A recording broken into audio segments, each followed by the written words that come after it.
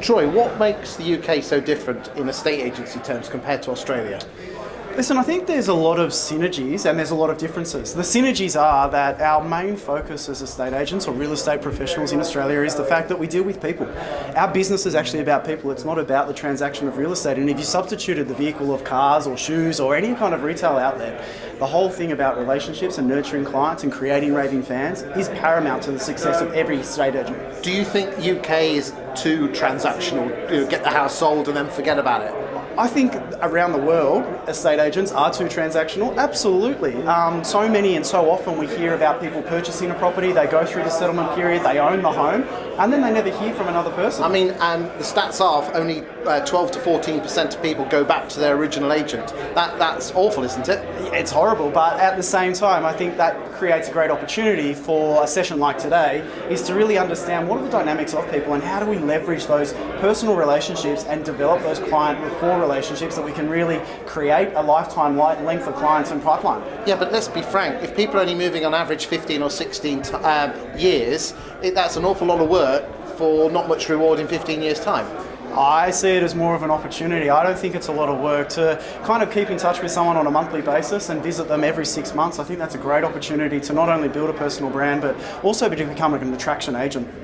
Okay, so what should agents be doing in those every 6 months? Because in America they send birthday cards. If you did that in Britain, they'd think you're crazy. Absolutely. You don't probably need to go to that extreme. I think an anniversary card on the purchase of the home for a past client, for a vendor, but just catching up and letting them know what's been happening around the area. So many and so often people don't know. They get caught in their little bubble and they don't realise what are the transactions that are happening around them. So what's selling? What absolutely. What properties are coming on the market? What's selling? What new opportunities there are? Whether it's a new land development or sale, what are the opportunities for them to really create value add in everything they do with their clients? I've seen some agents in Britain and America and Australia talk about the local property market, talk about the locality and why their location makes so much difference. Do you approve of those sort of things?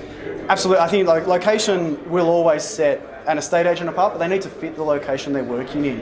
So they need to have the same attributes. And we talk a lot about being hyper-local knowledge experts. And that means being part of the community, giving back to the community, and really building that trust with the clients. Well, there's a Luke Sinclair in Britain. He's taken on a concept called the digital mayor concept, yes, where he's going around interviewing people in coffee shops, getting involved with the community.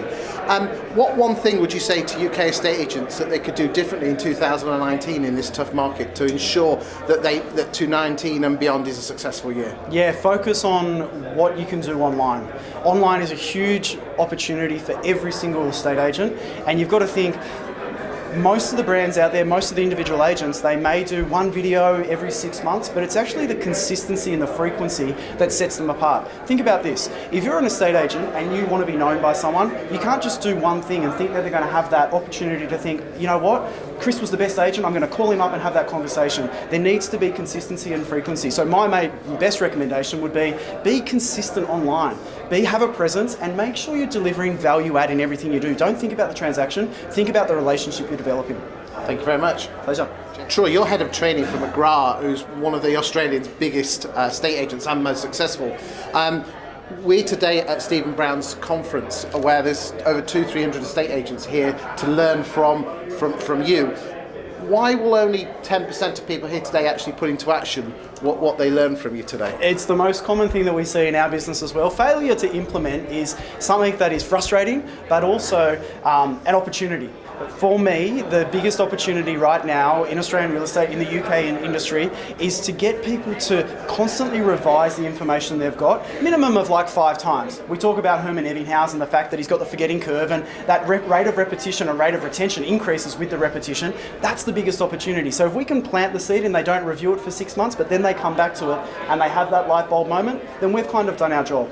But still, that must disappoint you, and there's plenty of people that have been to conferences, and 90% of people don't put into action what is quite simple things. Why don't people implement? I think because they get away from here and they get busy. That's the biggest thing that I see, that people go to a conference, they get inspired, they have that injection of enthusiasm and they know what they have to do with business, but when they get back to the office, they get a phone call, maybe they've got a family member that's been sick, maybe they've got another opportunity that they need to focus on, and they detract from what they learn. So what's the one tip tip you're going to say at the end of the conference that makes sure that over more than 10% of people actually put this stuff into action? Yeah, absolutely. So accountability is key, right? We've got an action plan at the end of today's session that they're going to have 3 to 5. Accountable to who? Accountable to themselves first and foremost, but then developing peer partner relationships where they can rely on someone that's traveling the similar path than they are, to have the same journey that they can then continue that conversation, even in 6 months' time, that they can go, we spoke about that at the Stephen Brown Masterclass in the start of January.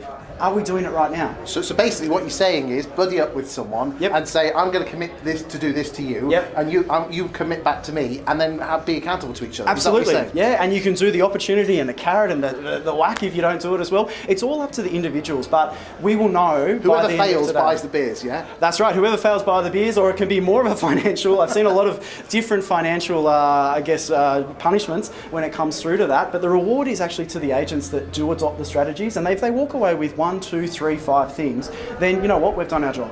Excellent, thank you. Perfect. The Australian property market has been tough in 2018, and in the UK it looks like in 2019 it's going to get even tougher. What can us Brits learn from you Aussies? I think there's... To operate in a tough market. Yeah, the reality is we've seen a change market in Australia. 20% to sometimes 30% volumes have dropped down from the previous year. In saying that, over the past 5 years, we had an amazing amount of momentum. We had a really buoyant market, and we saw increases, double-digit increases in capital growth over that period. So the reality of that is a lot of people that bought 5 or 6 years ago, they've done extremely well. Because the market's dropped a little bit doesn't necessarily mean that they've lost out. It just means they're not where they were 6, 12 months ago. The biggest learning that agents have found right now is they need to be the agent of choice, and they need to be the attraction agent to continue the transactions. How do they do that? They need to be top of mind, they need to be present, they need to be on social, they need to be actively out there in the community. Telling people how good they are, how good their agency is, how brilliant they are, how good Absolutely their not. No, so you can't go into the me mentality. You need to be always giving value to the client. What does that look like? So market share analysis, you need to be talking about sales that have been made, not necessarily your sales, sales that have been made in the community. What's happening in the community? Is there any infrastructure changes happening? Does that show value? What are the best schools in the area? Are the school catchment zones relevant to them? How do they get into that area? And what are the kind of aspiring things that most people want to live? Yeah, a bit like, Luke Sinclair's doing it, the digital mayor concept. Absolutely. It works really well. Well, good luck on the conference. Thank you so much. Teach these Brits how to be bloody good estate agents. I will do. I'll try my Cheers, best. mate. Thanks, guys. Cheers.